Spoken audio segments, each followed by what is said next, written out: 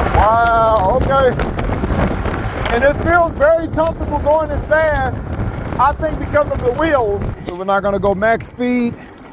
Throttle only. See how fast we can get to. We got the 26 pretty quick. 30. 31, 32. This is a very comfortable ride going max speed though. 36. 38. 39. 40. Wow. And this is a comfortable 42.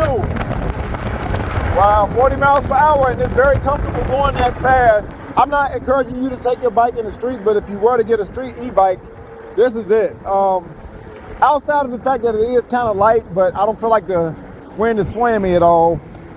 But it does have some size to it. It's big enough for cars to respect on the road, I feel.